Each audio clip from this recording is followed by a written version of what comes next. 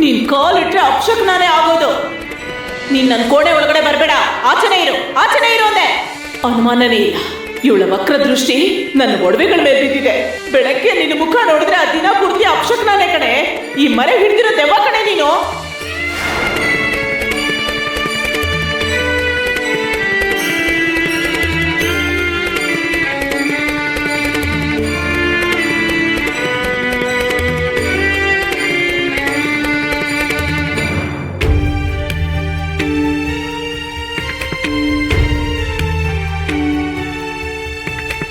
ಏನಂದ್ರೆ ನಾನು ನಿಮ್ಮ ಕಣ್ಣಿಗೆ ಕೂಡ ಅದೇ ಥರ ಕಾಣಿಸ್ತಿದ್ದೀನ?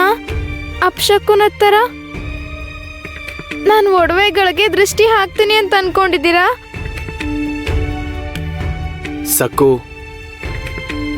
ನಿನಗೆ ಚೆನ್ನಾಗಿ ಗೊತ್ತು ನನಗೆ ಜಗಳ ವಿವಾದಗಳು ಅಂದ್ರೆ ಸ್ವಲ್ಪನೂ ಇಷ್ಟ ಇಲ್ಲ. ನಿನ್ ನೋವು ನನಗೆ ಅರ್ಥ ಆಗತ್ತೆ. ಆದ್ರೆ ಈಗ ನಿನ್ಗೆ ಏನು ಉತ್ತರ ಕೊಡ್ಬೇಕು ಅಂತಾನೆ ಅರ್ಥ ಆಗ್ತಿಲ್ಲ. ಆದ್ರೆ ಸಕ್ಕು, ನೀನ್ ನಿನ್ನೆ ರಾತ್ರಿ ನಮ್ಮಮ್ಮನ ಕೋಣೆಗೆ ಏನಕ್ಕೆ ಹೋಗಿದ್ದೆ? ಏನಂದ್ರೆ ಪರಿಹಾರ ಮುಗಿಸಿ ನಾನು ಆಶ್ರಮದಿಂದ ಹಿಂತಿರುಗಿ ಬಂದಾಗ ಅತ್ತೆ ನನ್ನ ಜೊತೆ ಮೊದಲನೇ ಸಲ ತುಂಬಾ ವಾತ್ಸಲ್ಯದಿಂದ ಪ್ರೀತಿಯಿಂದ ಮಾತಾಡಿದ್ರು. ಅದಕ್ಕೆ ಅವ್ರನ್ನ ನೋಡಿದ ತಕ್ಷಣ ನಮ್ಮಮ್ಮ ನೆನಪಾದ್ರು. ಈಗ ಅತ್ತೆನೇ ನನಗ್ ತಾಯಿ ಅಲ್ವಾ? ಅದಕ್ಕೆ ಅವ್ರ ಕೋಣೆಗೆ ಹೋದೆ. ಅಮ್ಮನ್ನ ನೋಡ್ಬೇಕು ಅಂತ ಅನಿಸ್ತು. ನಾನ್ ಮಾಡಿದ್ದೇನಾದ್ರೂ ತಪ್ಪಾ? ಕಪಟ ಇಲ್ದೆ ಪ್ರಾಮಾಣಿಕವಾಗಿ ಮಾತಾಡ್ತಾ ಇದ್ದಾಳೆ.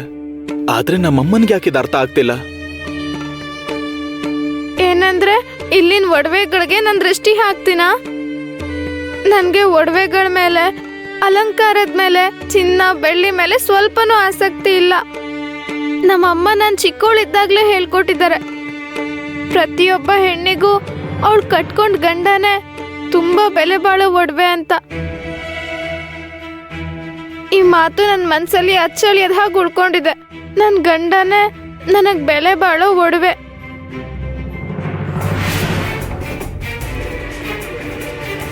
ಸಕ್ಕು, ನೀನು ತುಂಬಾ ಕೆಟ್ಟವಳು ಕಣೆ. ಗಂಡನ್ಗೆ ಚಾಡಿ ಹೇಳ್ತಿದ್ಯಾ ಅಲ್ವಾ?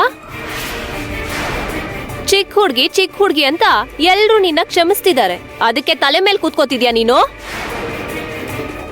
ಯಾಕಕ್ಕ ಅವಳಿಗೆ ಬೈತಾ ಇದ್ಯಾ? ನಾವೇನ್ ಒಬ್ರಿಗೊಬ್ರು ಶತ್ರುಗಳ? ಆ ಮಾತನ್ನ ನೀನು ನಿನ್ ಹೆಂಡ್ತಿನ್ ಕೇಳು. ಸರಿ, ಬೇಗ ಬಾ. ನಮ್ ಮನೇಲಿ ಇಂಥ ಅಪಶಕುನ ನಡೆದು ಹೋಗಿದೆ, ಇಲ್ಲಿ ನೀವಿಬ್ರು ಹರಟೆ ಹೊಡಿತಿದ್ದೀರಾ? ಬಾ, ಅಮ್ಮ ನಿನ್ನ ಕರೀತಿದ್ದಾಳೆ.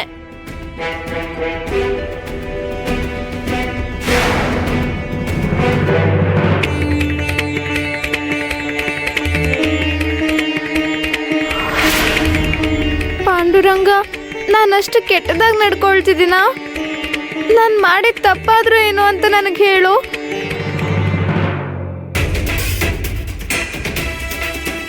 ದಿಗು ಎಲ್ಲಿಗೆ ಹೋದ?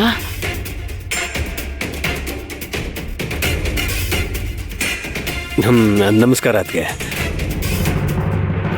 ಅದ್ಗೆ, ನನ್ನ ನೋಡಿದ ತಕ್ಷಣ ನಿಮಗೆ ಕೋಪ ಬಂದಿದೆ ಅಂತ ನನಗೆ ಅರ್ಥ ಆಯ್ತು. ಅದೇನಂದ್ರೆ, ಬುದ್ಧಿವಂತರು ಶ್ರೇಯೋಭಿಲಾಷಿಗಳ ಸಲಹೆಗಳನ್ನ ತಗೊಳ್ತಾರೆ. ನೀವು ಕೋಪ ಮಾಡ್ಕೊಳ್ಳದೆ ನಾನು ಹೇಳೋದನ್ನ ಸ್ವಲ್ಪ ಕೇಳಿ ಅದ್ಗೆ. ಚೆನ್ನಾಗಿದೆ. ನಾನು ನಿಮ್ಮ ಸಲಹೆಗಳನ್ನ ಕೇಳಿ ಅವುಗಳನ್ನ ಪಾಲಿಸ್ಬೇಕಾ? ನೀವು ಪ್ರತಿದಿನ ಜೂಜಾಡಿ ದುಡ್ಡು ಕಳ್ಕೊತೀರಾ ಅಂತ ಗೊತ್ತು. ಆದ್ರೆ ನನಗೆ ಸಲಹೆ ಕೊಡುವಷ್ಟು ದೊಡ್ಡವರಾಗಿದ್ದೀರಾ ಅಂದ್ರೆ ನಂಬಕ್ಕಾಗ್ತಿಲ್ಲ. ನೋಡಿ ಮೈದ್ನವ್ರೆ, ನಿಮ್ಮ ಮೇಲೆ ತುಂಬಾ ಆರೋಪಗಳಿವೆ. ಆದ್ರೆ ಅವುಗಳ ಬಗ್ಗೆ ಮಾತಾಡೋ ಸಮಯ ಇದಲ್ಲ. ಮೊದಲೇ ನಾನು ತುಂಬಾ ಕೋಪದಲ್ಲಿದ್ದೀನಿ. ದಯವಿಟ್ಟು ನನಗೆ ಹಿಂಸೆ ಕೊಡಬೇಡಿ. ಅದ್ಗೆ, ಅದು ನಾನು ನಿಮಗೆ ತೊಂದರೆ ಕೊಡೋಕೆ ಇಲ್ಲಿಗೆ ಬಂದಿಲ್ಲ. ಅದನ್ನ ನೀವು ಅರ್ಥ ಮಾಡ್ಕೊಳ್ಳಿ. ನೀವು ನನಗೆ ಒಂದೆರಡು ಮಾತಂದ್ರೂ ನಾನು ಕೋಪ ಮಾಡ್ಕೊಳ್ಳಲ್ಲ. ನೀವಿ ಮನೆ ಯಜಮಾನಿ. ನಿಮ್ಮ ಮಾತು ನಮ್ಮೆಲ್ರಿಗೂ ಶಿಲಾಶಾಸನ ಅತ್ಗೆ. ಆದ್ರೆ ಅದೇನಂದ್ರೆ, ಎಷ್ಟೇ ದೊಡ್ಡ ಜೂಜುಕೋರ ಆಗಿದ್ರು ಅವನಿಗೂ ಮನ್ಸಿರುತ್ತೆ, ಬುದ್ಧಿ ಕೂಡ ಇರುತ್ತೆ. ಯಾವ ಕಾರಣನೂ ಇಲ್ದ ಯಾರು ಸುಮ್ಮನೆ ವ್ಯಸನನ ಅಭ್ಯಾಸ ಮಾಡ್ಕೊಳ್ಳಲ್ಲ ಅತ್ಗೆ. ಅವ್ರ ಜೀವನದಲ್ಲಿ ಏನೋ ನಡೆದಿರುತ್ತೆ, ಅದನ್ ಬಿಡಿ. ಸದ್ಯಕ್ಕೆ ಅದು ಅಷ್ಟು ಮುಖ್ಯವಾದ ವಿಷಯ ಅಲ್ಲ. ಆದ್ರೆ ಇವತ್ ನಮ್ಮನೇಲಿ ಒಂದು ಹೊಸ ಸಮಸ್ಯೆ ಹುಟ್ಕೊಂಡಿದೆ ಅಲ್ವಾ, ನಾನದನ್ನ ಶಾಂತಿಯುತವಾಗಿ ಬಗೆಹರಿಸೋಣ ಅನ್ಕೊಂಡಿದ್ದೀನಿ.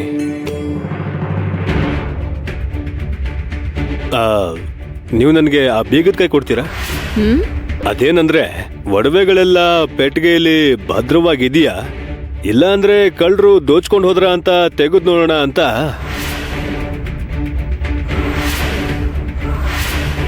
ಎಷ್ಟು ಒಡವೆಗಳು ಕಳೆದು ಹೋಗಿವೆ ಅಂತ ನಾವು ತಕ್ಷಣ ತಿಳ್ಕೊಳ್ಳೋದು ಒಳ್ಳೇದಲ್ವಾ? ಅನ್ಕೊಂಡೆ ಅನ್ನಬಾರ್ದ ಮಾತುಗಳನ್ನ ಅಂದ್ರೂ ಕೂಡ ನೀವಿನ್ನೂ ಇಲ್ಲೇ ನಿಂತ್ಕೊಂಡು ಮಾತಾಡ್ತಿದ್ದೀರಾ ಅಂದ್ರೆ ಏನೋ ವಿಷಯ ಇದೆ ಅಂತ. ಬೀಗದ ಕೈ ಬೇಕಾ? ನೀವು ಒಡವೆಗಳನ್ನ ತಪಾಸಣೆ ಮಾಡ್ತೀರಾ? ನಾನು ನಿಮ್ಗೆ ಬೀಗದ ಕೈ ಕೊಡೋದಿಲ್ಲ. ಇನ್ನು ಎರಡನೇದು, ಬಾಬಾ ಅವರ ಅನುಮತಿ ಇಲ್ಲದೆ ನಾವು ಪೆಟ್ಟಿಗೆನ ಮುಟ್ಟಬಾರ್ದು. ತಕ್ಷಣ ಬಾಬಾ ಅವ್ರನ್ನ ಭೇಟಿ ಮಾಡ್ಬೇಕು, ಅವ್ರಿಗೆ ವಿಷಯ ತಿಳಿಸ್ಬೇಕು. ಆದ್ರೆ ಅದಕ್ಕೆ ಬಾಬಾ ಅವರು ಸರ್ವಾಂತರ್ಯಾಮಿ ಅಲ್ವಾ, ಅವರು ತಮ್ಮ ದಿವ್ಯ ದೃಷ್ಟಿಯಿಂದ ಇದೆಲ್ಲ ನೋಡೇ ಇರ್ತಾರೆ. ಅಮ್ಮ, ಈ ಸಮಸ್ಯೆ ಎಷ್ಟು ದೊಡ್ಡದು ಅಂತ ನಾವು ತಿಳ್ಕೋಬೇಕು. ಒಡವೆಗಳನ್ನ ಲೆಕ್ಕ ಹಾಕೋದು ಮುಖ್ಯನೇ,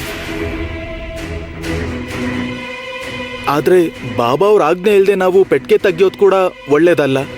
ಹೌದು, ಏನ್ ಮಾಡ್ಬೇಕು ಅಂತ ಅರ್ಥ ಆಗದೆ ಗೊಂದಲದ ಸ್ಥಿತಿಲಿದ್ದೀನಿ. ಆದ್ರೆ ಈಗ್ಲೇ ಹೊರಡ್ತೀನಿ. ನೋಡಿದಿಗೋ, ನೀನಿಲ್ಲೇ ಪೆಟ್ಟಿಗೆ ಹತ್ರನೇ ಇರು, ಯಾರನ್ನೂ ಹತ್ರಕ್ ಬಿಡ್ಬೇಡ. ನಾನು ಹೋಗಿ ಬಾಬಾ ಅವ್ರನ್ನ ಭೇಟಿ ಮಾಡಿ ಬರ್ತೀನಿ. ನನಗೆ ಈ ಮನೆಯಲ್ಲಿ ಯಾರ ಮೇಲೂ ನಂಬಿಕೆ ಇಲ್ಲ, ಅದಕ್ಕೆ ನಿನಗೆ ಹೇಳ್ತಿದ್ದೀನಿ. ಅರ್ಥ ಆಯ್ತಾ? ಅತ್ತಿಗೆ ಬೇಡ, ನೀವಿಲ್ಲೇ ಇರಿ. ಮೊದಲು ನಾನಿಲ್ಲಿಂದ ಹೋಗ್ತೀನಿ, ಆಮೇಲೆ ನೀವು ಚಿನ್ನದ ಒಡವೆಗಳನ್ನೆಲ್ಲ ಲೆಕ್ಕ ಹಾಕೊಂಡು ಆಮೇಲೆ ಹೋಗಿ, ಸರಿನಾ?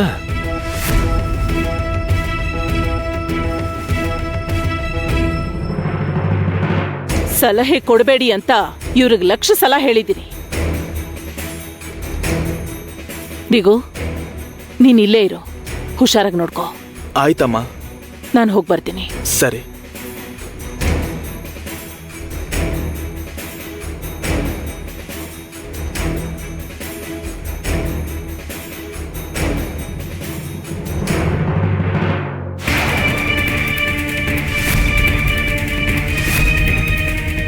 ಅತ್ತೆ,